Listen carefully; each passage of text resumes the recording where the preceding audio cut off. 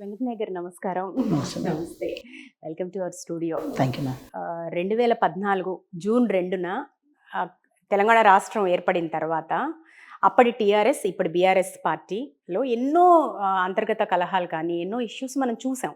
కానీ ఇప్పుడు మాజీ ముఖ్యమంత్రి కేసీఆర్ కుమార్తె ఇప్పుడు లేఖ వివాదాస్పదమవుతుంది. ఈ లేఖకు సంబంధించి అనేక అంశాలు తెర మీదకి వస్తున్నాయి. సో ఈ అంశాలన్నిటినీ మనం మాట్లాడే ముందు అసలు ఈ లేఖ విషయం సంబంధించి తెలంగాణ సమాజం ఎట్లా చూస్తుంది? మేడం, మొన్న జరిగిన బీఆర్ఎస్ పార్టీ ప్లీనరీ ఏదైతే ఉందో దాన్ని బట్టి మొత్తం అంటే బీఆర్ఎస్ పార్టీలో జరుగుతున్న అంతర్గత కలహాలు ఏ రేంజ్లో ఉన్నాయనే అంశం బయటకు వచ్చింది. అంటే అంతకుముందు లేవా అంటే ఉన్నాయి, కానీ అంతకుముందు అంతా కుటుంబంలో సంబంధించిన వ్యక్తులు కాదు, కుటుంబ సభ్యులు కాదు. వాళ్ళంతా తెలంగాణ ఉద్యమం కోసం ఒక కుటుంబంగా ఏర్పడ్డ వ్యక్తులు. సో వాళ్ళందరూ ఒక గూటిన ఉన్నప్పుడు ఇప్పుడు ఈటల రాజేందర్ గారు కావచ్చు, లేకపోతే మన రఘునందన్ రావు గారు కావచ్చు, కొంతమంది తెలంగాణ ఉద్యమకారులు కావచ్చు, సామాజిక ఉద్యమకారులు కావచ్చు, వీళ్ళందరూ ఒక ఘాటిన చేరి కొట్లాడే సందర్భాలు ఉండే. అంతవరకు ఎందుకు మనం కోదండరామ్ సార్ కూడా చాలా కీలక పాత్ర పోషించుండే. వీళ్ళందరినీ పొమ్మని లేక పొగబెట్టినట్టు వాళ్ళ మీద రాంగ్ ఎలిగేషన్ చేసి వాళ్ళని పార్టీ నుంచి దూరం చేసే ప్రయత్నం చేశారు. సరే, ఈయన మీద పెత్తనం చెలాయించడానికి ఆస్కారం లేకుండా చేసిండా, పదవులను దూరం చేసిందని సెకండరీ. కానీ తీరా ఇప్పుడు ఏదైనా సరే ఒక పాపం ఒకసారి చేసినప్పుడు అది ఏదో రూపేణ మన తలకు చుట్టుకుంటుంది మేడం. ఈరోజు కేసీఆర్ గారికి కవిత రూపేణ చుట్టుకున్నది పాపం మేడం.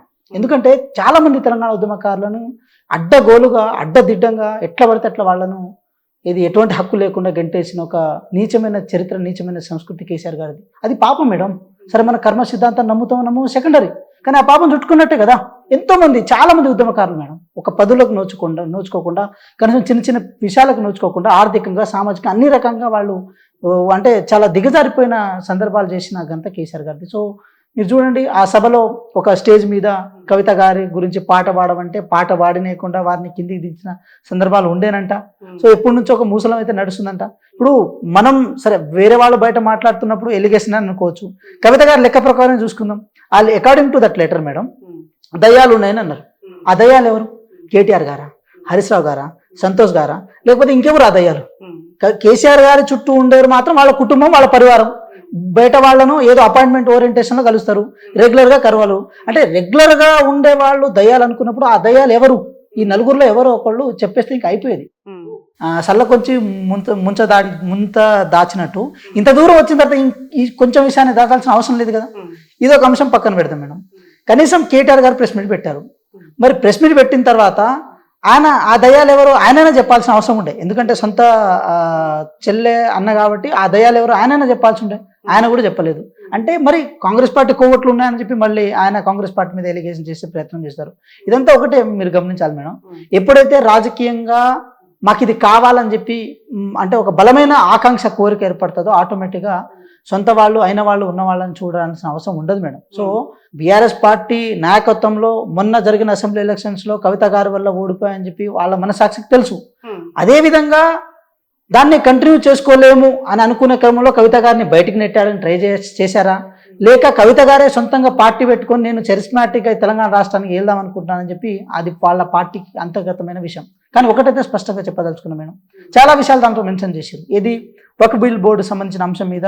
ఇప్పుడు ఆ లేఖకు సంబంధించిన డీటెయిల్స్ మనం మాట్లాడదాం. మీరు ఒక మాట అన్నారు, కవిత రూపంలో పాపం చుట్టుకుంది అని చెప్పి. అంటే కేసీఆర్ వల్ల ఏ మంచి లాభం జరగలేదంటారా తెలంగాణకి? అసలు తెలంగాణ తీసుకొచ్చిందే కేసీఆర్ కదా మేడం. తెలంగాణ రాష్ట్రంలో తప్పుల గురించి మాట్లాడే ముందు అప్పుల గురించి మాట్లాడాల్సిన సందర్భం ఏర్పడింది. అది ఎవరి వల్ల అనేది అంటే తెలంగాణ ప్రజలు చైతన్యవంతమైన వాళ్ళకి తెలుసు. ఈరోజు తెలంగాణ రాష్ట్రంలో ఏ మూలన ఏ పని చేద్దామనుకున్నా కూడా కాంట్రాక్టుల బిల్లుల రూపేణ అప్పులై ఉన్నాయి. అదేవిధంగా సర్పంచులకు పెండింగ్ బిల్లుల రూపేణ అప్పులై ఉన్నాయి. ఎఫ్ఆర్బిఎం పరిధికి అంటే దాటి మరి అప్పులు తెచ్చుకున్నారు. ప్రతి కార్పొరేషన్లో అప్పులకి తనఖాను అక్కడ పెట్టే ప్రయత్నం చేసింది. ఇంత చేసిన తర్వాత కూడా ఇంకా తప్పుల గురించి ఎప్పుడు మాట్లాడదాం, ఫస్ట్ అప్పుల గురించే మాట్లాడుకోవాల్సిన అవసరం ఏర్పడింది. కాబట్టి ఇంకో విషయం కూడా చెప్పే ప్రయత్నం చేస్తాం మేడం. కేసీఆర్ గారు పర్టికులర్గా ఈ 10 సంవత్సరాల కాల పరిమితిలో కేవలం డెవలప్మెంట్ పేరున మార్కెటింగ్ చేసుకున్నారు. ఇప్పుడు మనం ల్యాండ్లను మార్కెటింగ్ చేసుకుంటాం, కొన్ని మార్కెటింగ్ స్కిల్స్ ఉంటాయి. కేవలం డెవలప్మెంట్ పేరు మీద మార్కెటింగ్ చేశారు, కానీ రూట్ లెవెల్ వరకు దాన్ని డెవలప్మెంట్ చేసే ప్రయత్నం చేయలే. సామాజికంగా, ఆర్థికంగా, రాజకీయంగా దాన్ని ఒక ఈక్వల్ స్టేటస్ ప్రకారం దాన్ని చేసుకునే ప్రయత్నం చేయలేదు. దానికి ఫర్ ఎగ్జాంపుల్ నేను ఒక చిన్న విషయం చెప్తాను. 10 సంవత్సరాల కాలంలో ఈ తెలంగాణ రాష్ట్రంలో డబుల్ బెడ్రూమ్ ఇల్లు రాని ఊర్లు 100లో ఉన్నాయి. కేవలం ఈ ఒక్క సంవత్సరం కాలంలో ఇంద్రమ్మ ఇల్లు రాని ఊరు లేదు మేడం. ఒక్క సంవత్సరం కాలం ఒక్క ఇల్లైనా వచ్చింది మేడం ప్రతి ఊరికి. దాన్నే సామాజిక న్యాయం అంటారు, దాన్నే ఆర్థిక న్యాయం అంటారు. అంటే ఒక పేదవాడికి అందాల్సిన ఏదైతే రిసోర్సెస్ ఉన్నాయో దాన్ని ప్రాపర్ వేలో అందనీయలే. ఇప్పుడు అరెకరం ఉన్న వాళ్ళకి మనకు ఏదైతే రైతు బంధు వస్తుందని క్లెయిమ్ చేసుకున్నామో 100 ఎకరాలు ఉన్న వాళ్ళకి కూడా రైతు బంధు వస్తుంది కదా. అంటే ఆ డిస్పారిటీస్ అన్నీ ఉన్నాయి. అందుకోసమే మొన్న అసెంబ్లీ ఎలక్షన్లో కేసీఆర్ గారికి బుద్ధి చెప్పడం జరిగింది.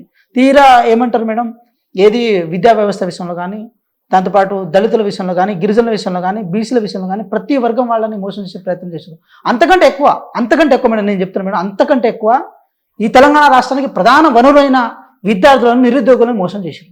అది ఏ రూపంలో మోసం చేశారంటే మీరు చూడండి మేడం, తెలంగాణ ఆకాంక్షల కోసం కొట్లాడిన నిరుద్యోగులని ఈ 10 సంవత్సరాల కాలంలో వాళ్ళ ఆకాంక్షల రీతిలో వీళ్ళు పరిపాలన చేయకపోగా వాళ్ళ మీద నిందలు పాలేసే ప్రయత్నం చేశారు, వాళ్ళని అరెస్టులు చేసే ప్రయత్నం చేశారు మేడం. మీరు చూడండి, ప్రాథమిక విద్యను అభ్యర్థించే వాళ్ళు పల్లెల్లో పేద వర్గాల వాళ్ళు ఎక్కువ ఉంటారు. ఇప్పుడు నేను ఒక తండా నుంచి వచ్చిన మేడం, నేను గిరిజన్ని, నేను ఒక ప్రైమరీ స్కూల్లో చదువుకుంటాను. అక్కడ టీచర్ ఉంటేనే నా తల్లిదండ్రులు నన్ను అక్కడ చదువుకు పంపిస్తారు. టీచర్ లేకపోతే నన్ను పంపించారు కదా మేడం. టీచర్ లేని కారణంగా ఆ స్కూల్స్ని మొత్తం ఎవాక్యుయేట్ చేసి దాని స్కూల్స్ని మొత్తం మూతేసే ప్రయత్నం చేశారు. కానీ కాంగ్రెస్ గవర్నమెంట్ ఆ పని చేయలేదు మేడం. కాంగ్రెస్ ప్రభుత్వం చేసిన విషయం ఏంటంటే వచ్చి రాగానే 11,062 పోస్టులని భర్తీ చేసి టీచర్ల నియామకాన్ని చేపట్టిన తర్వాత మళ్ళీ మనకు బడి వారాలు వస్తున్నాయి మేడం. జూన్ 1 నుంచి అంతా బడిబాట కార్యక్రమం స్టార్ట్ అవుతుంది. తద్వారా ఏమవుతుందంటే మేడం, ఇలా రూట్ లెవెల్లో స్ట్రక్చరల్ థింగ్స్ని ఎప్పుడైతే ఎస్టాబ్లిష్ చేస్తామో ఆటోమేటిక్గా ఉచిత పథకాల మీద కానీ, ఉచిత అంశాల మీద కానీ ఎవరు ప్రాకులాడరు మేడం. మనకు వైద్య విషయంలో కానీ, విద్యా విషయంలో కానీ ప్రాపర్ వేలో ఎస్టాబ్లిష్మెంట్ కావాలి. అది కేసీఆర్ చేయలేకపోయాడు. కనీసం ఇరిగేషన్ దాంట్లో కూడా చేస్తాడేమో, నీళ్ళు అందిస్తాడేమో అనుకుంటే ఏం అందించింది మేడం? కృష్ణానది జలాన్ని ప్రాపర్ వేలో వాడుకోలే, గోదావరి జలాన్ని వాడుకుంటామని చెప్పి ఆ జలాల పేరుతో అవినీతి మొత్తం చేసి కాళేశ్వరం పేరున మొత్తం తెలంగాణ రాష్ట్ర ఖజానాన్ని మొత్తం ఆగం చేసాం. ఇది వాస్తవం కాదంటారు మేడం. ఇప్పుడు గోదావరి ఇప్పుడు వర్షాలు పడుతున్నాయి మేడం, గోదావరి నీళ్లు ఉన్నాయి మేడం. కానీ మేమంటున్నాం కాంగ్రెస్ పార్టీ కట్టిన ప్రాజెక్టులో ఇప్పటికీ నీళ్లు ఉన్నాయి. ఏ ఎండాకాలం వచ్చినా కనీసం డెస్ట్ స్టోరేజ్లోనే నీళ్లు ఉన్నాయి. ఎందుకు కాళేశ్వరం ప్రాజెక్టులో నీళ్లు లేకపోయింది? ఎందుకు 23 టీఎంసీ నీళ్ళని అంతా గోదావరిలో బంగాళాఖాతం పాలు ఎందుకు చేసినారని చెప్పి ఇదంతా చర్చ మేడం. అంటే మేమేమంటున్నాం అంటే కేవలం మార్కెటింగ్ చేసుకున్నారు. కేవలం కొన్ని అంశాలు మీరు ఫర్ ఎగ్జాంపుల్ చూడండి, పోలీస్ వెహికల్స్ ఇన్నోవా కార్స్ ఉంటాయి, అది మార్కెటింగ్ స్ట్రక్చర్లో ఉపయోగపడ్డది. కానీ అదే పోలీస్ వెహికల్లో కొంతవరకు మానవ హక్కుల ఉల్లంఘన కూడా జరిగింది. సో ఇలాంటి చాలా కేసీఆర్ గారు చేసినప్పుడు ఆటోమేటిక్గా తెలంగాణ ప్రజలు కూడా అయ్యో చేస్తారేమో, ఇది చేస్తారో అనుకున్నారు. లాస్ట్కి చేసిన విషయం ఏంటంటే మేడం, 10 సంవత్సరాల వరకు సంక్షేమం చేశానని అనుకున్న వాళ్ళు, అభివృద్ధి చేసినాం అనుకున్న వాళ్ళు ఇంకో 10 సంవత్సరాలు కూడా తెలంగాణ రాష్ట్రాన్ని అభివృద్ధికి నోచుకోనివ్వకుండా, సంక్షేమాన్ని నోచుకోకుండా అప్పులు చేస్తే మనకు పైసలు ఏడు నుంచి పుడతాయి మేడం? ఈ వాస్తవాలను, ఈ అంశాలను నిజాలుగా గౌరవ ముఖ్యమంత్రి గారు రేవంత్ రెడ్డి గారు మాట్లాడుతున్నందుకు వారి మీద నిందలేయడం, ట్రోల్ చేయడం, వాళ్ళని క్యారెక్టర్ అసాసినేట్ చేయడం లాంటివి చేస్తున్నారు. సో అది ఎంతవరకు ఇదంతా ప్రజాస్వామ్యాన్ని పల్సన పెట్టే ప్రక్రియ మేడం. ఇంకో మాట కూడా మీకు చెప్పే ప్రయత్నం నేను చేస్తాను మేడం. ఈ 10 సంవత్సరాల కాల పరిమితిలో కేసీఆర్ గారే కనుక రూట్ లెవెల్ వరకు ఒక ప్రాపర్ వేలో స్ట్రక్చర్ కనుక చేసి ఉంటే మేడం 100% ఏమో తిరిగి వచ్చేవాళ్ళేమో. కాంగ్రెస్ ప్రభుత్వం ఇది మనం ఇంకొక వేదిక పైన చర్చిద్దాం అసలు ఈ డీటెయిల్స్ మొత్తం. అయితే ఇప్పుడు ఇక్కడ ఈ లేఖకు సంబంధించిన వివాదము, కవిత తిరుగుబాట, అసంతృప్త, ఇది మాట్లాడుతున్నాం మనం. అయితే ఈ లేఖలో చాలా అంశాలని కవిత ప్రస్తావించారు. ఇందులో కొన్ని పాజిటివ్ అంశాలు ఉన్నాయి. జనరల్గా తన భావోద్వేగాలను ఎప్పుడైనా కూడా లేఖ ద్వారా పంచుకుంటానని ఆవిడే ఒప్పుకున్నారు, ఆవిడే స్టేట్మెంట్ ఇచ్చారు. సో ఇందులో ఇష్యూ లేదు. కానీ కొన్ని అంశాలను మనం గమనిస్తే కనుక వక్ఫ్ బోర్డుపై మాట్లాడలేదు, బీజేపీపై 2 నిమిషాలే మాట్లాడారు. మొదటి నుంచి ఉద్యమకారులుగా ఉన్న వారికి ఎవ్వరికి కూడా వరంగల్ సభలో మాట్లాడే అవకాశం ఇవ్వలేదు. ఇలాంటి కొన్ని అంశాలను లేవనెత్తారు. అంటే తండ్రికి పాఠాలు చెప్పే స్థాయికి కవిత ఎదిగారా, లేకపోతే కూతురు నుంచి పాఠాలు నేర్చుకోవాల్సిన స్థాయికి కేసీఆర్ ఉన్నారా? ఎట్లా చూడాలి ఈ అంశాన్ని? మేడం ఒకటి చూడండి మేడం, ఇప్పుడు బీజేపీ వల్ల నేను బాధపడ్డాను అని చెప్పే ప్రయత్నం చేస్తున్నాను మేడం. అలాంటి బాధపడ్డ బీజేపీ పట్ల మీకున్న వైఖరి ఏదైతే ఉందో అది చాలా సాఫ్ట్ కార్నర్తో ఉన్నారని చెప్పే ప్రయత్నం చేస్తున్నారు. అంటే బీజేపీ పట్ల మీరు చాలా సాఫ్ట్గా ఉన్నారు, బీజేపీతో మీరు ములాఖత్ అవ్వడానికి అవకాశం తెచ్చుకున్నట్టు ఉంది అని చెప్పి ఆ సభ ద్వారా కవిత గారు చెప్పే ప్రయత్నం చేస్తున్నారు. ఇప్పుడు దానికి ఎగ్జాంపుల్గానే వక్ఫ్ బోర్డు బిల్ చెప్పారు, మీరు తక్కువ నిమిషాలు దాని పట్ల మాట్లాడారని చెప్పే ప్రయత్నం చేశారు మేడం. మొత్తం ఆ 10 సంవత్సరాల కాల పరిమితిలో కూడా కేవలం కవిత గారు ఇష్యూ వచ్చినప్పుడు మాత్రమే ఎంతవరకు కొంచెం బెండే ప్రయత్నం చేసిరేమో, కానీ అంటే బెండే ప్రయత్నం చేసి అంతకుముందు కూడా ఏ బిల్లులైనా చూడండి మేడం, మీరు అగ్రికల్చర్ బిల్లులు చూడండి, లేకపోతే కొన్ని బిల్స్ విషయంలో చూడండి, ఏదైనా చూడండి, అయితే ఓటేస్తారు లేకపోతే దాటేస్తారు. అయితే ఓటేయడం లేకపోతే దాటేయడం తప్ప ఎక్కడ ఎగనెస్ట్గా మేము ఉన్నామని చెప్పే ప్రయత్నం చేయలే. సో ప్రతి విషయంలో ఇక్కడున్న బీజేపీ పార్టీ నాయకులు విమర్శించే విషయంలో కూడా దాన్ని రాంగ్ ట్రాక్లో తీసుకెళ్లే ప్రయత్నం చేశారు, కానీ ఎక్కడ బహిర్గతంగా కేసీఆర్ని విమర్శించే ప్రయత్నం చేయలేదు. సో మొన్న ఇప్పుడు ఈ మధ్య కాలంలో కూడా సంపూర్ణంగా కాంగ్రెస్ పార్టీ ప్రభుత్వాన్ని, గౌరవ ముఖ్యమంత్రి గారి మీద కానీ, మంత్రుల మీద కానీ, వాళ్ళ సోషల్ మీడియా ద్వారా వీటి మీద ట్రోల్ చేసి ఆ కల్చర్ని ఎస్టాబ్లిష్ చేస్తున్నారు. కానీ అరే బీజేపీ నుంచి పైనుంచి రావాల్సిన అంశాలు ఏదైతే ఉందో అది హామీ రూపంలో కానీ, హక్కు రూపంలో కానీ అది రావాల్సిన అంశాల మీద ఉంది. దాని మీద మనం కొట్లాడాలనేది లేదు మేడం. మీరు చూడండి, మొన్న హైడ్రా జరిగింది మేడం. హైడ్రా కానీ, మూసీ ప్రక్షాళన కానీ, మూసీ ప్రక్షాళన ద్వారా 15,000 ఇళ్లను, డబుల్ బెడ్రూమ్ ఇళ్లను ఈ గవర్నమెంట్ కేటాయించిన తర్వాత ఇక్కడ బీజేపీ మా ప్రభుత్వం మీద కొట్లాడుతుంది మేడం. బీఆర్ఎస్ మీద కూడా మా ప్రభుత్వం మీద కొట్లాడుతుంది. అదే బీఆర్ఎస్ కేంద్రంలో ఉన్న బీజేపీ మీద కూడా కొట్టాల్సిన అవసరం ఉండే.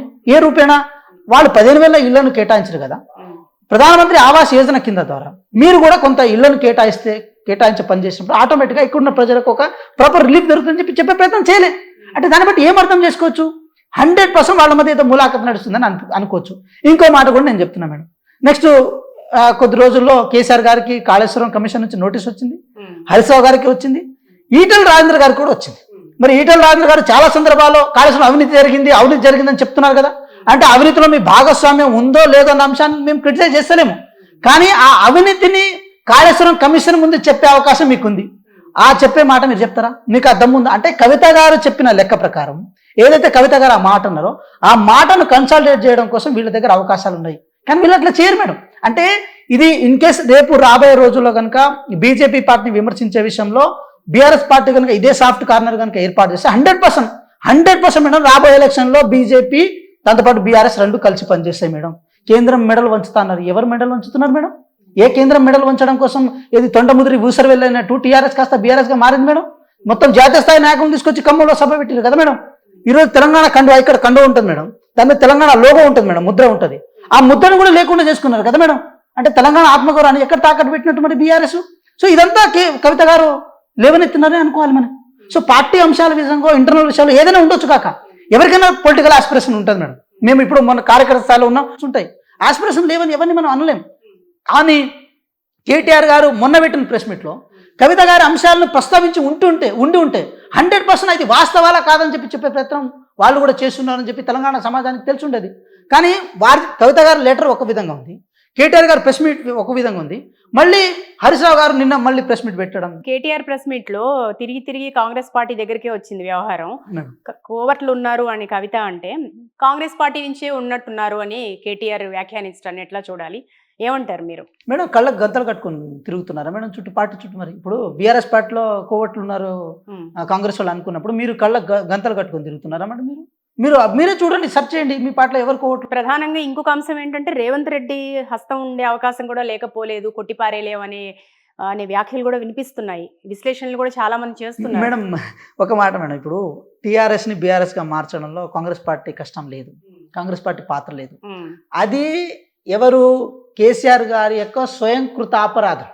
అది ఎట్లా అంటారు, తెలంగాణ మొత్తాన్ని నేను ఏదో వరగబెట్టినా, తెలంగాణ మొత్తాన్ని నేను ఏదో సస్యశామనం చేసినా, ఈ దేశం మొత్తం పోతా అని చెప్పి మహారాష్ట్రకి దాదాపు 900 వెహికల్ తీసుకొని పోవడం, పంజాబ్ రైతులకు ఆర్థిక సాయం చేయడం, ఇలాంటి ఏదైతే ఉందో అంటే మన తాకత్తుకు మించి, మన పరిస్థితులు మించి ప్రవర్తించడం ఏదైతే ఉందో అది కేసీఆర్ గారు చేసిన ప్రయత్నం. దీనిలో కాంగ్రెస్ పార్టీ హస్తం ఎక్కడ ఉంది మేడం?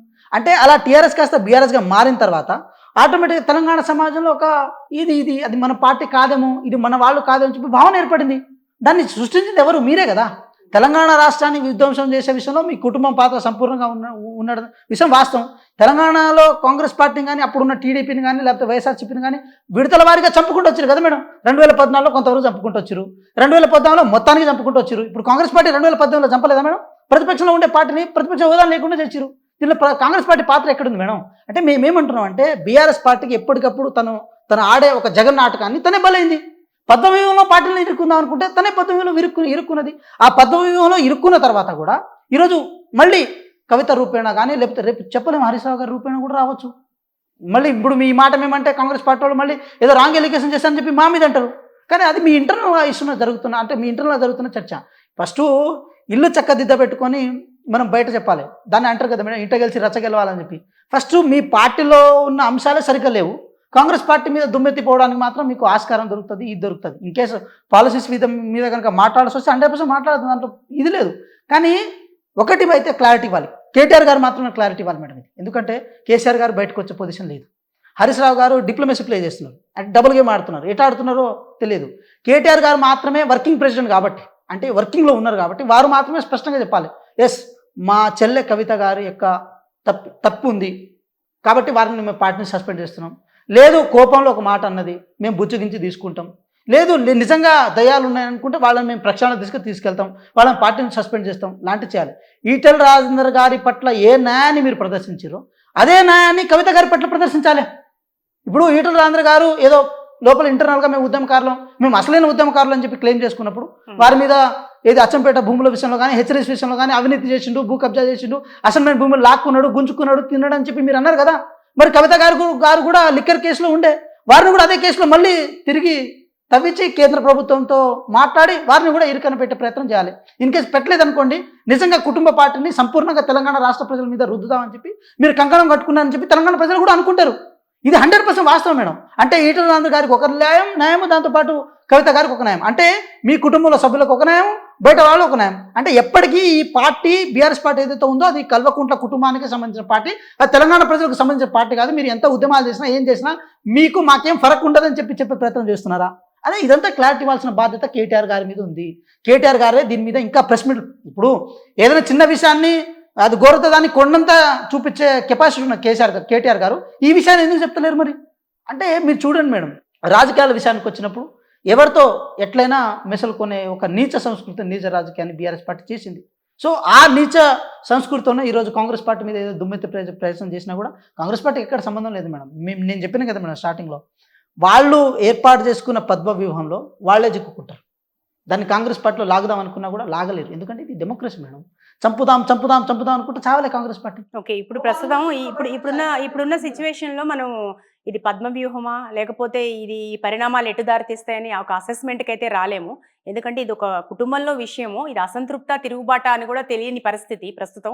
సో ఎవరి విశ్లేషణలు వాళ్ళు చేస్తున్నారు, అది వేరే విషయం. శిరీష గారు సారీ ఫర్ ది ఇంటరప్షన్. అయితే కేసీఆర్ ఇక్కడ 13 ఏళ్ళు ఉద్యమాలు నడిపారు, అలాగే 10 ఏళ్ళు ప్రభుత్వాన్ని ఒంటి చేత్తో శాసించిన వ్యక్తి కేసీఆర్. అటువంటి కేసీఆర్ ఈ సంక్షోభాన్ని ఎట్లా ఎదుర్కొనే పోతున్నారంటారు? అలాగే ఇప్పటి వరకు అయితే ఎట్లాంటి ఆయన నుంచి రియాక్షన్ లేదు. బట్ కేటీఆర్ నిన్న కలిసిన తర్వాత ఒక డెసిషన్ అయితే వచ్చింది, ఎవరిని ఎక్కడ కామెంట్ చేయొద్దు ఫర్దర్ తన నుంచి ఆదేశాలు వచ్చే వరకు అని. అయితే ఎట్లా చూడాలి, ఎట్లా ఈ అంశాన్ని డీల్ చేసే అవకాశం ఉందంటారు? మేడం మీరు మాట అన్నారు కుటుంబం సంబంధించిన అంశం అని చెప్పి. మేడం కుటుంబం సంబంధించిన అంశం అయి ఉంటే, నాన్న నాకు ఫామ్ హౌస్లో ఇన్ని ఎకరాలు కావాలి మరి ఇవ్వవా, లేకపోతే నాన్న నాకు ఇన్ని ఇబ్బందులు ఉన్నాయి నాకు కొంచెం రిజాల్వ్ చేయాలి అంటే అది కుటుంబం సంబంధించిన అంశం. కానీ ఎక్కడ అది కుటుంబ ప్రస్తావన లెటర్లో రాలేదు మేడం. ఇది వాళ్ళ కుటుంబ వ్యవహారాలు కానీ వాళ్ళ పర్సనల్ విషయం, దాన్ని మనం మాట్లాడుకోలేము కూడా. అక్కడ ఆ లెటర్లో ఉన్న ప్రతి అంశం రాజకీయ అంశం మేడం. ప్రతిదీ పొలిటికల్ యాంగిల్ ఉంది, ప్రతి మాట వెనకాల ఒక రాజకీయ అర్థం ఉంది. అది సజెషన్ రూపేనా కానీ క్రిటిసిజం రూపేనా కానీ ఉంది. మోర్ ఓవర్ చెప్పిన వ్యక్తి ఏదో కుటుంబ సభ్యుల్లాగా ఉంటే మనం కూడా పెద్ద డిస్కషన్ పెట్టేవాళ్ళం కాదు, ఇలా డిబేట్ కూడా పెట్టేవాళ్ళం కాదు. కాంట్రవర్సీ ఏం లేదు పెద్దగా. కాకపోతే ఒక సజెషన్, ఇక్కడ విషయం ఏంటంటే లెటర్ ఎలా లీక్ అయింది అనేది ఒక విషయము, తర్వాత సజెస్ట్ చేసే స్థాయికి కవిత ఎదిగిందా అనేది విషయము, మూడో విషయం అసలు లెటర్ రాయాల్సిన అవసరం ఏముంది అనేది ఒక పాయింట్ ఆఫ్ వ్యూలో. అయితే ఒకటి మేడం, ఇప్పుడు సజెషన్ అంటే ఇప్పుడు మనం ఇంట్లో కూడా ఇన్ కేసు నాన్న కొంచెం ఎక్కువ తాగితే పిల్లలు తాగొద్దు నాన్న అంటారు, దాన్ని మనం సజెషన్ కింద చూడడానికి ఉండదు. సో దానికి బౌండరీస్ కూడా ఉండవు. కవిత గారు ఇంట్లో వ్యక్తిగా కంటే ఒక ఎమ్మెల్సీగా, ఒక మాజీ ఎంపీగా, ఒక జాగృతికి ఈ తెలంగాణ రాష్ట్ర అధ్యక్షురాలుగా, తనకు కూడా ఒక క్యాడర్ ఉన్న వ్యక్తిగా వారి నాన్నగారిని ప్రశ్నించడం జరిగింది. అది కూడా పార్టీ అధినేతను ప్రశ్నించడం జరిగింది. ఇది కుటుంబ వ్యవహారం కానే కాదు మేడం. కానీ మేమేమంటున్నాం, మీ కుటుంబంలో జరిగింది కాబట్టి దానికి మినహాయింపు అని చెప్పి బీఆర్ఎస్ పార్టీ అనుకోవడం ఏదైతే ఉందో అది కరెక్ట్ కాదంటున్నాం మేము. సో ఇప్పుడు ఏదో యాక్షన్ తీసుకోండి. ఇప్పుడు బయట వాళ్ళు కనుక చేస్తుంటే వాళ్ళను ఎట్లా చేస్తారు, కవిత గారి విషయంలో కూడా అదే యాక్షన్ తీసుకోండి. వాళ్ళు వేరే పార్టీ పెట్టుకుంటారా ఏం చేస్తారు అనేది సెకండరీ, కానీ ఏదో ఒకటి అయితే చేయాల్సిన అవసరం ఉంటుంది కదా. దానికి ఎందుకు మినహాయింపు అంటే బీఆర్ఎస్ పార్టీ తన ఏదైతే సిద్ధాంతం ఉంటుందో, బీఆర్ఎస్ పార్టీ కాన్స్టిట్యూషన్ ఏదైతే ఉందో, పార్టీకి ఒక కాన్స్టిట్యూషన్ ఉంటుంది కదా, ఆ కాన్స్టిట్యూషన్లో మా కుటుంబం వాళ్ళు మమ్మల్ని ఏమన్నా కూడా మేము సహించుకుంటాము, మేము దాన్ని కవర్ చేసుకుంటాము, బయట వాళ్ళు మాత్రమే మాకు అనడానికి లేదని చెప్పి ఒక కాన్స్టిట్యూషన్లో ఒక కొత్త పేజీని మీరు క్రియేట్ చేయండి. అంటే కేవలం లెటర్ రాయడం ద్వారా, లెటర్ ఎలా లీక్ అయిందని ప్రశ్నించడం ద్వారా ఎవరై దెయ్యాలు లెటర్ లీక్ చేసిన వాళ్ళు అండం ద్వారానే లక్ష్మణ రేఖను అతిక్రమించినట్టే భావించాలా? ఇదే పెద్ద తిరుగుబాటుగా భావించాలంటారా? మేడం ఒకటేంటంటే మేడం, ఈ మాటలు ఏదైతే ఉందో ఎయిర్పోర్ట్లో, శంషాబాద్ ఎయిర్పోర్ట్లో అమెరికా నుంచి వారు వచ్చిన తర్వాత వెంటనే ఈ మాటలు దయ్యాల రూపంలో మాట్లాడిన మాటలు ఉంటాయి. అసలు ఆ లెటర్ సారాంశం కూడా మనం చూడాల్సిన అవసరం ఉంది కదా మేడం. ఎందుకు డాడీ మీరు బీజేపీ పట్ల సాఫ్ట్ కార్నర్తో ఉన్నారని చెప్పి ఒక పెద్ద క్వశ్చన్ వేయడం జరిగింది. ఇది 2023 అక్టోబర్ 10 ఎలక్షన్ కంటే ముందు ఏదైతే 6 నెలల వరకు కాంగ్రెస్ పార్టీ ఇదే విషయాన్ని ప్రచారం చేసినప్పుడు అది అవాస్తవం, అది కాదని చెప్పి అది బీజేపీ పార్టీ నాయకులు, బీఆర్ఎస్ పార్టీ నాయకులు ఇద్దరు ఒక గాడిన చేరి మా మీద బదనాం చేసినప్పుడు ఇప్పుడు కవిత గారు కూడా లెటర్ ద్వారా ఇండైరెక్ట్గా చెప్పిన డైరెక్ట్గానే చెప్పారు కదా. మరి ఇప్పుడు బీఆర్ఎస్ పార్టీ నాయకులు ఏమని సమాధానం చెప్తారు? ఎందుకు సాఫ్ట్ కార్నర్తో ఉన్నారు డాడీ, 2 నిమిషాలు ఎందుకు మాట్లాడారు అంటే మొత్తం సభ జరిగిన దాంట్లో 2 నిమిషాలే మాట్లాడాల్సిన అవసరం ఏముంది అంటే కాంగ్రెస్ పార్టీ ఇక్కడ చేసి ఉన్న దాంట్లో ఒక 16 నెలల కాల పరిమితిలో చేసుకుంటూ బాగానే వస్తుంది కదా. 10 సంవత్సరాల వరకు పైన అక్కడ అధికారంలో బీజేపీ ఉంది కదా. సో ఈ తెలంగాణ రాష్ట్రానికి ఇవ్వాల్సిన విషయంలో ఇచ్చే విషయంలో కూడా ఎంతవరకు లుక్కులు ఉన్నాయని చెప్పి దాని మీద మాట్లాడని డాడీ అని చెప్పి కూడా సజెషన్ ఇచ్చే ప్రయత్నం చేశారు కదా మేడం. సో అక్కడి వరకు మనం చూడాలి ఆ లెటర్ యొక్క సారాంశం అది. అంటే it self it indicates that ఇంకా ఫ్యూచర్లో రాబోయే రోజుల్లో కూడా ఇప్పుడైతే 2 నిమిషాలు మాట్లాడారు కదా మేడం, నెక్స్ట్ మా సభలో 1 నిమిషమే మాట్లాడవచ్చు, తర్వాత అసలే మాట్లాడకపోవచ్చు, తర్వాత మొత్తానికి ఒక సాహసం ఏర్పాటు చేసుకోవచ్చు. పొత్తులో భాగంగా 119 స్థానాల్లో బీజేపీకి ఒక 30 ఇవ్వచ్చు, మిగతా వాళ్ళు కేటాయించుకొని వాళ్ళు ఎలక్షన్స్కి పోవచ్చు, కాంగ్రెస్ పార్టీని బదనాం చేయొచ్చు, ఏదైనా చేయొచ్చు. సో ఇదంతా ఒక పొలిటికల్ సర్కిల్లో భాగంగా వాళ్ళు ఒక స్నేహ బంధాన్ని ఏర్పాటు చేసుకున్నప్పుడు దీన్ని కాంగ్రెస్ పార్టీగా మేము పొలిటికల్ ఎలిగేషన్ చేయలే, మీ బిడ్డనే సాక్ష్యాలతో సహా ఒక ఎవిడెన్స్తో సహా మీ బండారాన్ని బయటపెట్టే ప్రయత్నం చేసింది. ఇన్ కేస్ బీఆర్ఎస్ పార్టీ నాయకులు ఎవరైనా సరే, కేటీఆర్ అనే కాదు ఎవరైనా సరే బయటకు వచ్చి దీని మీద సంజాయిషి కనుక ఇచ్చుకునే ప్రయత్నం చేసినప్పుడు అప్పుడు తెలంగాణ ప్రజలు మీ పార్టీ లోపల ఏం జరుగుతుందని చెప్పి అర్థం చేసుకునే ప్రయత్నం చేస్తారు. ఇప్పుడు వార్తల్లో చూస్తుంటే పతాక శీర్షికల మొత్తంలో వీళ్ళ ఇష్యూనే వస్తుంది.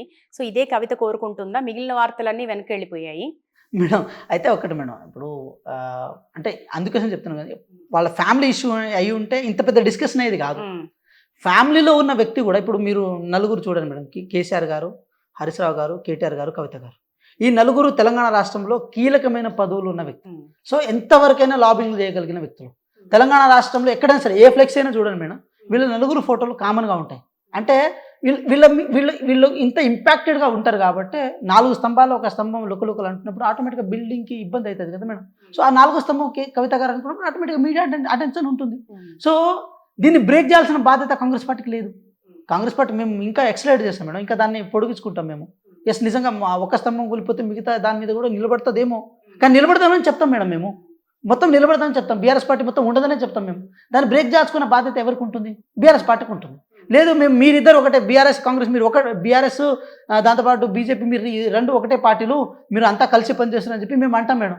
దాన్ని బ్రేక్ చేసుకోవాల్సిన అవసరం అవసరం ఎవరికి మీకే ఉంది కదా, మీరే చెప్పుకోవాల్సిన అవసరం ఉంది. మీరు మౌనంగా ఉన్నారంటే ఇంకా మా అనుమానం ఇంకా బలం ఉంటుంది. మీరు ఇంకా ఎంత మౌనంగా ఉంటే మాలో అంత ఇది ఉంటుంది. సో దాన్ని బ్రేక్ చేసుకోవడంలో మీరు ఎందుకు ఫెయిల్ అవుతున్నారని చేయాలి. అంటే దీన్ని బట్టి మేము అర్థం చేసుకుంటాం అంటే ఎస్ మీ బంధం కరెక్టే, కవిత గారు చెప్పింది కరెక్ట్, అంతా కరెక్టే.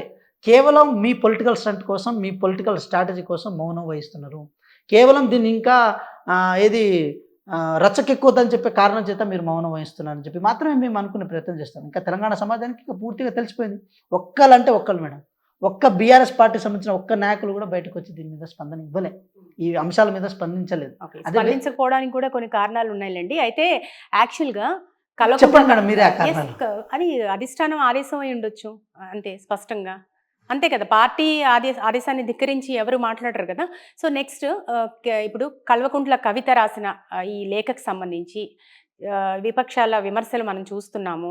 ఎవరికి తోచినట్టుగా వాళ్ళు మాట్లాడుతున్నారు. అలాగే ఇది ఒక డ్రామా అని, లేకపోతే దీనికి సంబంధించి ఈ విశ్లేషణలు కొనసాగుతున్నాయి. అదేవిధంగా ఈ విద్యార్థి లోకం ఎట్లా చూస్తుందంటారు? ఇప్పుడు ప్రతి రాజకీయ పదవుల్లో హరీష్ రావు గారి పాత్ర ఉన్నప్పుడు మరి ఈ డ్రామాలో కూడా పాత్ర ఉన్నారు కదా హరీష్ రావు గారు. మరి ఆయన పాత్ర ఏం పాత్ర? మరి హరీష్ రావు గారి పాత్ర ఇంకా బయటకు రావట్లేదు. కవిత గారి పాత్ర ఉంది. కవిత గారిని డిఫెండ్ చేసుకోవడం కోసం హరీష్ రావు గారి పాత్ర ఉందని మీరు భావిస్తున్నారా? 100% ఉంటుంది మేడం. నేను ఇందాక చెప్పాను కదా మేడం, 4 స్తంభాలని. 4 స్తంభాల ప్రధానంలో ఎన్నోసార్లు ఎన్నో అవకాశాలు వచ్చినప్పుడు కూడా మేనమామని ఏ రకంగా ధిక్కరించకుండా తన విశ్వాస పాత్రతని పూర్తిగా నిరూపించుకున్న వ్యక్తి ఎవరు ఉన్నారు అంటే బీఆర్ఎస్ లో ఒక హరీష్ రావు. మేడం ఇప్పుడు మేనమామ ఉంటే ప్రేమ ఉండొచ్చేమో, రాజకీయాలు అట్లా ఎందుకు ఉంటుంది మేడం? ఇప్పుడు ఎన్ని కుటుంబాలు విడిపోలేదు. మీరు చూడండి ఉత్తరప్రదేశ్లో ఎస్పీలో ఎంత లుకలుకలు వచ్చినాయి, మన బాల్ ఠాక్రే లుకలు వచ్చినాయి. దాంతోపాటు కొన్ని ఇప్పుడు సరే కొన్ని పార్టీలో లేవేమో, బీఎస్పీ కానీ బీఎస్పీలో కూడా కొంతవరకు వచ్చింది, దాంతోపాటు తృణమూల్లో కూడా కొంతవరకు వచ్చింది. అదేవిధంగా మనం ఏదైతే బీజు జనతా దళ ఉందో దాంట్లో కూడా వచ్చింది. ఏ ప్రాంతీయ పార్టీలోనైనా లుకలుకలు అనేది కామన్ మేడం, అది కామన్గా దొరుకుతాయి. అది బంధుత్వాలతో కూడుకున్నది ఉండదు. రాజకీయాల్లో అవకాశాలు ఆశలు మాత్రమే ఉంటాయి, ఇంకేం ఉండవు మేడం. సో అలాగే అలాంటి అవకాశాలు ఆశలు కూడా బీఆర్ఎస్ పార్టీలో ఉంటాయి. వాళ్ళు కూడా రాజకీయాల అతీతులు కాదు కదా మేడం. ఇప్పటికిప్పుడు హరీష్ రావు గారికి బీజేపీ పార్టీలో రాష్ట్ర అధ్యక్షులు ఇస్తా అంటే హరీష్ రావు గారు పోకుండా ఉంటారా మేడం? 100% పోతారు. దానికి ఏమి కాకపోతే ఆలోచించుకొని పోతారు. అంటే ఇప్పుడు విక్టిమ్ కార్డు వాడాలి. సడన్గానే ఇప్పుడు ఈటల రాజేంద్ర గారు ఏది బీఆర్ఎస్ పార్టీ నుంచి సస్పెండ్ అయిన తర్వాత ఎందుకు బీజేపీ పార్టీలో కొంతవరకు సక్సెస్ అయిందంటే విక్టిమ్ కార్డు వాడిండు. అయ్యో నేను ఒక బీసీ బిడ్డను, నన్ను అన్యాయం చేసిరు, వీళ్ళు నన్ను ఆగం చేసిరు, నన్ను పొమ్మలు లెక్క పొగబెట్టి నన్ను ఇట్లా బదనాం చేసిందని చెప్పి ఆ విక్టిమ్ కార్డు ఎప్పుడైతే వాడిండో అప్పుడు హుజురాబాద్ ఎలక్షన్స్లో ఎమ్మెల్యే గెలిచిండు. తర్వాత అక్కడ ఓడిపోయిన తర్వాత కూడా మళ్ళీ ఇటు మల్కాజ్గిరిలో ఎంపీ అయ్యిండు. అంటే ఆ విక్టిమ్ కార్డు ప్లే చేయడానికి కూడా టైం కావాలి మేడం. ఆ టైం కోసం వాళ్ళు ఎదురు చూస్తలేరని చెప్పి మనం ఎందుకు అనుకోదు. హరీష్ రావు గారు కూడా అయ్యో ఇంకా అది ఏదైనా సరే చిలికి గాలివాన అయినప్పుడు ఏమవుతుందంటే మేడం, ఆటోమేటిక్గా ప్రజల్లో ఒక అంటే ప్రతి నోళ్లలో నానుతుంది మేడం. అలా నానడం కోసం వెయిట్ చేస్తురేమో. కవిత గారు కూడా అట్లే వెయిట్ చేస్తురేమో, హరీష్ రావు గారు కూడా అట్లే వెయిట్ చేస్తురేమో. వీళ్ళు ఇంకా అది ఎంత పెద్దగా నానొద్దని చెప్పి కేసీఆర్ గారు స్ట్రాటజీ ప్లే చేస్తురేమో. అట్లెందుకు అనుకోవద్దు. సో ఆ యాంగిల్ కూడా ఉంటుంది. ఇంకా అంటే ఇది చూడాలంటే టైం విల్ డిసైడ్ మేడం. ఎప్పుడైనా సరే అది వర్తమానంగా ఏ విషయం జరిగినా కూడా కాలానుగుణంగా కొన్ని మార్పులు జరుగుతాయి. ఆ మార్పుల్లో భాగంగా నేనైతే ఒక చెప్పగలుగుతాను మేడం. నేను జాతకాల మీద నాకు నమ్మకం ఉండదు, కానీ ఒకటైతే చెప్పొచ్చు మేడం, రాబోయే రోజుల్లో ఇది ఇంకా బాంబ్ బ్లాస్ట్ లెక్క అయిపోతుంది మేడం. చాలా పెద్దగా పేలుతుంది మేడం. ఎంతలా అంటే కవిత గారు వేరే కుంపడి పెట్టుకోవచ్చు, హరీష్ రావు గారు బయటకు వచ్చేయచ్చు. కవిత గారు హరీష్ రావు గారు దాదాపు 40 నుంచి 60 వరకు ఆ క్యాడర్ ఏదైతే ఉందో ఆ క్యాడర్ మొత్తం గుంజుకు రావచ్చు. మిగతా ఏదైతే 40% క్యాడర్ ఏదైతే ఉందో మేడం అదంతా డిస్టర్బ్డ్గా ఉంటుంది. సో ఇదంతా మొత్తం వ్యవహారంలో కేసీఆర్ గారి పాత్రని మనం పెద్ద క్వశ్చన్ మార్కుగా వేయచ్చు. అంటే ఎవరిని చెప్పలేక, ఎవరిని మనలేక, ఏం చేయాలో తెలియని పరిస్థితి ఉండొచ్చు.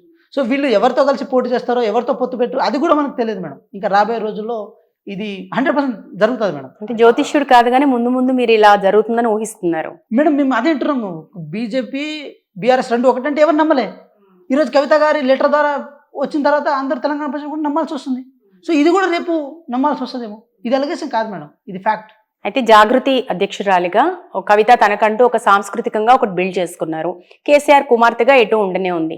అయితే పొలిటికల్ స్పేస్ అనేది ఎలా అయితే కేటీఆర్ హరీష్ రావుకు ఉన్న స్థానం మాత్రం కవితకు లేదు. సో ఇప్పుడు ఆ ఆస్పిరేషన్తోనే కవిత ఆ అసంతృప్తితోనే ఇప్పుడు ఇదంతా చేస్తున్నట్టుగా కనబడుతుంది అనే వాదన కూడా వినిపిస్తోంది. ఎట్లా చూడాలి మనం మేడం? ఒకటి మేడం, యాక్చువల్గా ఏంటంటే తెలంగాణ రాష్ట్రంలో ఎంపీగా ఓడిపోయిన తర్వాత కూడా ఎమ్మెల్సీగా వాళ్ళకి అవకాశం వాళ్ళ బాపు కల్పించింది. అదే అవకాశం మిగతా వాళ్ళకి దొరకలే, వారికి మాత్రం దొరికింది. అయితే కొంచెం సీఎం లెవెల్ వరకు ఉన్న ఫ్యామిలీ కాబట్టి ఎమ్మెల్సీతో సరిపెట్టుకోవడానికి వాళ్ళకు కూడా మనసాక్షి ఒప్పుకోదు కదా మేడం. కొంచెం ఇంకా బియాండ్ కావాల్సిన అవసరం ఉంటుంది. అది వాళ్ళ మధ్య పోటీనా లేకపోతే మనస్పర్ధనా అది మనకు తెలియదు మేడం. ఇన్ కేసు మనస్పర్ధ అయినా అయి ఉండొచ్చు. అంటే వాళ్ళు తీసుకునే రాజకీయ నిర్ణయాలు వీళ్ళకి నచ్చకపోవచ్చు, వీళ్ళు తీసుకునే రాజకీయ నిర్ణయాలు వాళ్ళకి నచ్చకపోవచ్చు. ఇన్ కేసు పోటీ అనుకున్నప్పుడు అది మళ్ళీ వేరే యాంగిల్. అంటే నేను కూడా ముఖ్యమంత్రి అవ్వడానికి అవకాశం ఉంది కదా బీఆర్ఎస్ పార్టీలో, అది మా నాన్న హక్కు కదా, ఎందుకంటే మా నాన్న ఇంటి పేరు కల్వకుంట్ల అని చెప్పి నేను పెట్టుకున్న తర్వాత కూడా నాకేం ఇబ్బంది ఉంటుందని చెప్పి అట్లా కూడా అనుకోవచ్చు మేడం. మీరు తప్పుగా అనుకోకండి, నేనేం సెల్ఫ్గా వాళ్ళని క్రిటిసైజ్ చేస్తలేను. సో ఇన్ని అవకాశాలు ఉన్న తర్వాత కూడా నాకు ఎందుకు ఇంత స్పేస్ దొరకలేదని చెప్పి పొలిటికల్ ఆస్పిరేషన్తో కూడా చేయొచ్చు. అయితే మీరు చూడండి madam, in case political aspiration అయ్యి ఉంటే కవిత గారికి కేటీఆర్ గారికి మధ్య ప్రధాన పోటీగా ఉండాల్సిన అవసరం ఉంటుంది. ఫ్యామిలీ ఓరియంటేషన్గా చూస్తున్నప్పుడు అప్పుడు హరీష్ రావు గారి పాత్ర ఏముంటుంది? ఇన్ కేస్ టాలెంట్ ఓరియంటేషన్ అనుకుందాం, హరీష్ రావు గారికి కేటీఆర్ గారికి మధ్య ప్రధానంగా పోటీ ఉంటుంది. మరి అంటే కవిత గారికి టాలెంట్ లేదా అంటే టాలెంట్ ఉంటుంది. అంటే ట్రయాంగిల్ పోటీ మేడం, ఇక్కడ ట్రయాంగిల్ పోటీ నడుస్తుంది. దీన్ని కేసీఆర్ గారు ఎట్లా డీల్ చేస్తారనేది చూడాలి. ఇంకోటి ఏంటంటే మేడం, దీనంతా ఈ మొత్తం ఎపిసోడ్లో కాంగ్రెస్ పార్టీ ఎక్కడ వేరే పార్టీ ఇంటర్నల్ ఇష్యూస్లో మేము జోక్యం చేసుకోము. అది వాళ్ళ ఇంటర్నల్ ఇష్యూసే అనుకుంటాం. ప్రతి పార్టీకి ఒక ఇంటర్నల్ డెమోక్రసీ ఉంటుంది. ఆ డెమోక్రసీలో భాగంగా ఎవరైనా ఏదైనా ఎలిగేషన్ చేస్తుంటారు, క్వశ్చన్ చేస్తారు. కాంగ్రెస్ పార్టీలో కూడా ఆ క్వశ్చన్ చేస్తారు, మేము కాదని మేము అంటలేము మేడం. బట్ దాని తర్వాత మేము ఆన్సరబిలిటీ ఉంటాం, ఆన్సర్ ఇచ్చుకుంటాం. అరే ఈ విధంగా మేము చెప్పినాం, ఈ కారణం వల్ల మేము చెప్పినామని అనుకుంటాం. కానీ అదే ఆన్సరబిలిటీ బీఆర్ఎస్ పార్టీలో ఎందుకు లేదు? అంటే డెమోక్రటిక్ పార్టీ కాదా? ఆటోక్రసీని మెయింటైన్ చేస్తున్నారా? ఫ్యామిలీ మెయింటైన్ చేస్తున్నారా? ఆ ఫ్యామిలీ ఓరియంటేషన్లో తెలంగాణ ప్రజలను పాలిద్దాం అనుకుంటున్నారా మేడం? అంటే ఏ కారణం చేత ఇది చేద్దాం అనుకుంటున్నారు? ఏదైనా తెలంగాణ ప్రజల తరపున తెలంగాణ ప్రజలు ఎవరైనా సరే ఈరోజు మీకు అవకాశం 10 సంవత్సరాలు ఇచ్చిన తర్వాత అదే తెలంగాణ ప్రజలకు మీ పార్టీ తరపున మీ పార్టీ వల్ల ఇది తెలంగాణ ప్రజలకు ఆన్సరబిలిటీ ఇవ్వాల్సిన అవసరం ఉంటుంది. ఎందుకు ఆ విషయంలో ఫెయిల్ అవుతున్నారు అని చెప్పి తెలంగాణ ప్రజలు కూడా వాళ్ళు అన్నారు. ఇప్పుడు కేసీఆర్ కుటుంబం నుంచి ఒక కొత్త పార్టీ వస్తే తెలంగాణ ప్రజలు ఎట్లా అంటే అడాప్ట్ చేసుకునే అవసరం కనబడుతుంది అంటున్నారు. అలాగే ఇప్పుడు కవిత విషయంలో కొత్త పార్టీ పెడుతుందనే వాదన కూడా వినిపిస్తోంది. అయితే ప్రజలు యాక్సెప్ట్ చేసే అవకాశం ఉందా కేసీఆర్ కుటుంబం నుంచి మరో పార్టీని? అంటే జాతీయ పార్టీ పెడతారా మేడం? ప్రాంతీయ పార్టీ? ప్రాంతీయ పార్టీని. ఇప్పుడు బీఆర్ఎస్ పార్టీ జాతీయ పార్టీ అంటారు కదా మేడం. సో అంటే అంటే వాళ్ళు కూడా కొంచెం క్లారిటీ ఉండాలి. ఆ విషయం ఏంటంటే మేడం, అంటే కవిత నుంచి మనం ఎక్స్పెక్ట్ చేసేది ప్రాంతీయ పార్టీనే కదా. Correct madam. అయితే తెలంగాణ ప్రజల విషయానికి వచ్చినప్పుడు నేను ఒక విషయం అయితే చెప్తున్నాను. మీరు పార్టీ అంటే కవిత గారు పార్టీ పెట్టకంటే ముందు బీఆర్ఎస్ పార్టీ వల్ల తెలంగాణ రాష్ట్ర ప్రజలకు ఏం ఉపయోగం జరిగిందని కూడా చెప్పాలి. సరే, తెలంగాణ రాష్ట్రాన్ని సాధించుకుని ఉన్నారు. తెలంగాణ పునర్నిర్మాణంలో భాగంగా కొన్ని ప్రాంతీయ పార్టీలను మొత్తాన్ని చంపేసి మేమే థ్రైవ్ అవి తెలంగాణ రాష్ట్రాన్ని పురోగతి వైపు తీసుకెళ్తున్నాం అని చెప్పి చెప్పుకునే ప్రయత్నం చేశారు. తెలంగాణ ప్రజలు నమ్మిరు మేడం. తెలంగాణ ప్రజలు ఎక్కడ వాళ్ళని డౌట్ పడలే ఆ విషయం. అంత పెద్ద మీద కోదండరామ్ సార్ని పక్కన పెట్టినా కూడా తెలంగాణ ప్రజలు నమ్ముకుంటూ వచ్చారు. అది తెలంగాణ ఉద్యమం ఊపులో ఉన్న సందర్భంలో పుట్టిన పార్టీ కాబట్టి దానికి 10 సంవత్సరాల వరకు థ్రైవ్ అవ్వడానికి అవకాశం. కవిత గారు పెట్టిన పార్టీ యొక్క ఉద్దేశం ఏమై ఉండొచ్చు అంటే మా నాన్నగారికి వ్యతిరేకంగా పెట్టిన పార్టీ కాబట్టి నన్ను ఓట్లు వేయమని చెప్పి అడుగుతారా? లేకపోతే సామాజిక తెలంగాణ సాధించుకోలేదని చెప్పి కవిత గారు అన్నారు కదా. అంటే మా నాన్న తెలంగాణ సామాజిక తెలంగాణ అనే అంశాన్ని చంపేసిరని చెప్పి ప్రచారం చేసి ఓట్లు అడుగుతారు. ఇది కూడా క్లారిటీ ఉండాలి. అంటే కాంగ్రెస్ పార్టీ మీద కొట్లాడతారా, బీజేపీ పార్టీ మీద కొట్లాడతారా? కొట్లాడి బయటకు తెచ్చుకున్న మీ పార్టీ ఏదైతే ఉందో ఇప్పుడు పార్టీ పెడితే కనుక మీ నాన్న మీద గారి మీద కొట్లాడతారు, అది కూడా చెప్పాలి. అయితే ఒక పని చేయాలి కవిత గారు కూడా. సామాజిక తెలంగాణను సాధించుకోలేదు ఒక మాట అన్నారు. రైతు బంధు విషయంలో కూడా నిజమైన రైతులకు అందలేదని చెప్పారు. అదేవిధంగా బీజేపీ పార్టీ పట్ల బీఆర్ఎస్ పార్టీకి ఉన్న సాఫ్ట్ కార్నర్ చెప్పారు. కాబట్టి ఇప్పుడు ఒక పని చేయాలి కవిత గారు. లేఖ రూపేణ కాకుండా బహిర్గతంగా వచ్చి కొట్లాడి మా నాన్నగారి వల్ల తెలంగాణ రాష్ట్రం విధ్వంసమైంది, మా నాన్నగారి వల్ల తెలంగాణ రాష్ట్రం అప్పుల పాలైంది, మా నాన్నగారి వల్ల తెలంగాణ సామాజిక తెలంగాణ అనేది కొంతవరకు విధ్వంసమైందని చెప్పి ఇదంతా విషయాల మీద ప్రచారం చేసినప్పుడు 100% కాంగ్రెస్ పార్టీ కూడా తెలంగాణలో ఉన్న కవిత గారి పార్టీకి మద్దతు ఇస్తుంది. ఎందుకంటే నిజంగా ఆ విధ్వంసాన్ని బయటకు చెప్పే ప్రయత్నం చేసిన కాబట్టి 100% మేము కూడా మేడం మీరు కొట్లాడండి, మీరు సభలు పెట్టుకుంటే మేము అవకాశాలు ఇస్తాం, మీరు సమావేశాలు పెట్టుకుంటే మేము బస్సులను కూడా మీకు ఎలక్ట్ చేసే ప్రయత్నం చేస్తాం, జనాల విషయంలో కూడా ఎక్కడ మీకు కోఆపరేట్ చేస్తామని చెప్పి చెప్పడానికి అవకాశం ఉంటుంది. కానీ ఆ విషయంలో కవిత గారికి క్లారిటీ ఉందా లేదని చెప్పాలి. అయితే ఇప్పుడు కవిత పార్టీ పెట్టే అవకాశం అసలు కనబడుతుందా? అంత చరిష్మా ఉందంటారా కవితకి? చరిష్మా అని చెప్పలేము కాదు మేడం, క్యాడర్ అయితే తనకు ఉంది మేడం. వారికి కూడా రాష్ట్ర వ్యాప్తంగా తెలంగాణ రాష్ట్ర వ్యాప్తంగా ప్రతి ఊర్లో అయితే జాగృతి పేరున అయితే క్యాడర్ అయితే ఉంది. సో ఇప్పుడు కేసీఆర్ గారు కూడా ఇది బుజ్జగింపుల వైపు రావడానికి కూడా మెయిన్ రీజన్ కూడా అదే మేడం, వారి క్యాడర్ ఉంది. ఇప్పుడు నేను కనుక బుజ్జగించకపోతే రేపు మొత్తం బీఆర్ఎస్ పార్టీకి పెద్ద బొక్క పడేటట్టు ఉందని చెప్పి అంటే బీఆర్ఎస్ పార్టీని కేసీఆర్ని కేటీఆర్ని వీరందరినీ కాదనుకుని బయటకు వస్తే క్యాడర్ సపోర్ట్ చేస్తుంది అనుకుంటున్నారా? అయితే ఇంకోటి మేడం, అది ఎప్పుడు అవుతుందంటే మేడం దయ్యాలు ఎవరో తేలిన తర్వాత అవుతుంది. వారు దయ్యాలు ఉన్నాయని చెప్పారు కదా, ఆ దయ్యాలు ఎవరో తేలాలి ఫస్ట్. ఇప్పుడు దయ్యాలు అంటున్నారు. ఇప్పుడు ఎక్కువగా కేటీఆర్ తర్వాత హరీష్ రావు, సంతోష్ కుమార్, జగదీష్ రెడ్డి జనరల్ గా వీళ్ళే ఎక్కువ ఉంటుంటారు. అసలు ఎవరు అనుకోవాలి? ముఖ్యంగా వీళ్ళ పేర్లే బయటకు వస్తాయి అంటే జనరల్ గా ఎవరైనా అనుకున్నట్టయితే. అయితే ఇప్పుడు దెయ్యాలు వీళ్ళే అనుకోవాలా మనం అందరం? గర్భగుడి ఫామ్ హౌస్ అనుకుందాం మేడం. గర్భగుడి ఫామ్ హౌస్ అనుకున్నప్పుడు ఆ ఫామ్ హౌస్ లో కేసీఆర్ గారు దేవుడు అనుకుందాం మేడం. అదే గర్భగుడిలో దయ్యాలు ఉండడం అనేది కొంచెం ఆశ్చర్యానికి గురి చేస్తుంది. అసలు దేవుడు దెయ్యాలను ఎందుకు పెట్టుకుంటారు? అదే పెద్ద ఆశ్చర్యం మేడం. అసలు అది ఎట్లా పెట్టుకున్నా అది కూడా చెప్పాల్సిన అవసరం ఉంది. దేవుడు దయ్యాలను ఎట్లా పెట్టుకుంటారు అది కూడా చెప్పాలి. ఒక సందర్భంలో కేసీఆర్ గారిని దేవుడు అంటూ ఇంకో సందర్భంలో దయ్యాల చుట్టూ తిరుగుతున్నాయని అన్నారు. ఆ దయ్యాల్ని వదిలించుకోమని చెప్పి కేసీఆర్ గారికి కూడా సజెషన్ ఇస్తే ఇంకా బాగుండేదేమో.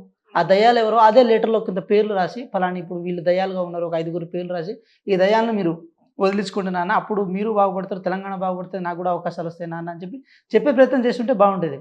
కానీ ఇదంతా ఏంటంటే ఒక హిడెన్ అజెండా అని తెలంగాణ ప్రజల మీద రుద్దుతున్నారు మేడం. పార్టీ పరంగా వాళ్ళకి ఎన్ని అయినా కాంప్లికేషన్ ఉండొచ్చు, ఏదైనా ఉండొచ్చు, కానీ వాళ్ళ ఆలోచనలతో వాళ్ళ శక్తి సామర్థ్యాలతో తెలంగాణ ప్రజలకు ఏం ఉపయోగపడుతుందని చెప్పి చాలా ఇంపార్టెంట్ మేడం. కేసీఆర్ గారు గత 10 సంవత్సరాల కాలంలో మేడం ప్రతిసారి వాళ్ళ కష్టం వచ్చిన ప్రతిసారి ఇన్సెక్యూరిటీ కాంప్లెక్స్లో వచ్చిన ప్రతిసారి తెలంగాణ ఉద్యమాన్ని మళ్ళీ గుర్తు చేసుకుంటారు, తెలంగాణ అంశాన్ని మళ్ళీ గుర్తు చేసుకుంటారు. గౌరవ ముఖ్యమంత్రి గారు రేవంత్ రెడ్డి గారిని ఒక మాట అనే ముందు ఆంధ్ర పార్టీతో జోడించడం కానీ తెలుగుదేశం పార్టీని మళ్ళీ తీసుకురావడం కానీ ఇలాంటి పని చేస్తారు. కానీ ఆయన సొంత కొడుకు పేరు మాత్రం ఎన్టీ రామారావు గారి పేరు పెట్టుకుంటారు. ఆయన మాత్రం టీడీపీ నుంచి ఎమ్మెల్యే గెలవచ్చు, స్పీకర్గా డిప్యూటీ స్పీకర్గా ఉండొచ్చు, తర్వాత మళ్ళీ అదే ఆంధ్ర పార్టీలతో పొత్తు పెట్టుకోవచ్చు. 2004లోనే పెట్టుకోవచ్చు, 2009లోనే పెట్టుకోవచ్చు. అక్కడ ఎవరు అడ్డు చెప్పరు. కానీ ఆయనకి ఎప్పుడైతే ఇబ్బంది వస్తుందో అల్లర్లకు కౌశిక్ రెడ్డి లాంటి కొంతమంది ఎవరైతే ఉన్నారో వాళ్ళని రెచ్చగొట్టడం, వాళ్ళ ద్వారా ఎమ్మెల్యేల ఇళ్ళ మీద దాడి చేయించడం, అలాంటి పెద్ద పెద్ద సభలు జరిగినప్పుడు మళ్ళీ ఉద్యమాన్ని తవ్విదోడే ప్రయత్నం చేస్తున్నాం మేడం. అంటే మీరు చూడండి, తెలంగాణ ప్రజల కోసం కుటుంబం పనిచేస్తుందా, లేకపోతే ఒక కుటుంబాన్ని తనకు కాపాడడం కోసం తెలంగాణ ప్రజలు అమాయకులు చేస్తున్నారని చెప్పి కూడా చాలా ఇంపార్టెంట్ మేడం. సో తెలంగాణ ప్రజలు అమాయకులు కాదు మేడం, చాలా చైతన్యం ఉంటుంది.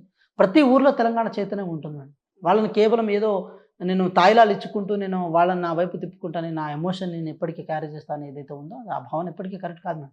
ఎందుకంటే కాంగ్రెస్ పార్టీ ఈ తెలంగాణ రాష్ట్రంలో కానీ దేశవ్యాప్తంగా కానీ గ్రామాలను ఎస్టాబ్లిష్ చేసింది మేడం. అది రోడ్డు రూపేణా కానీ, ఎలక్ట్రిసిటీ రూపేణా కానీ, హౌసెస్ రూపేణా కానీ, వెల్ఫేర్ రూపేణా కానీ, డెవలప్మెంట్ రూపేణా కానీ, లేకపోతే మీరు చూడండి ఏ రూపేణా, ఎడ్యుకేషన్ ఏ రూపేణైనా సరే ప్రతి గ్రామాన్ని సెల్ఫ్ సస్టైన్ చేసిన ఘనత కాంగ్రెస్ పార్టీకి దక్కుతుంది.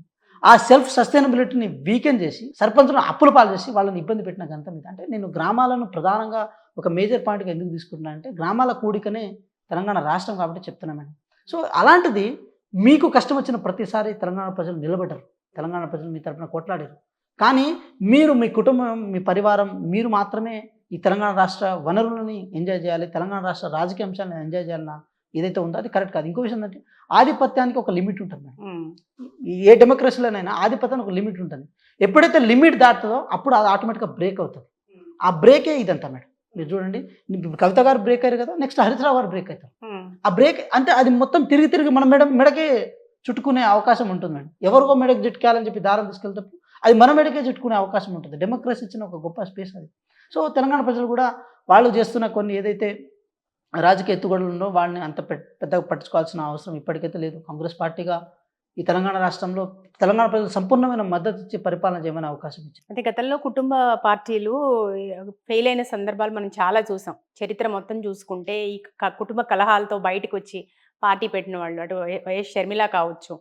సో ఈ చరిత్ర మనకి ఏం పాఠాలు నేర్పిస్తుంది మేడం? ఒకటే మేడం, వాళ్ళ విషయానికి వచ్చినప్పుడు, వాళ్ళ కుటుంబం విషయానికి వచ్చినప్పుడు ఒక న్యాయం అనేది ఒకటి ఉంటుంది మేడం.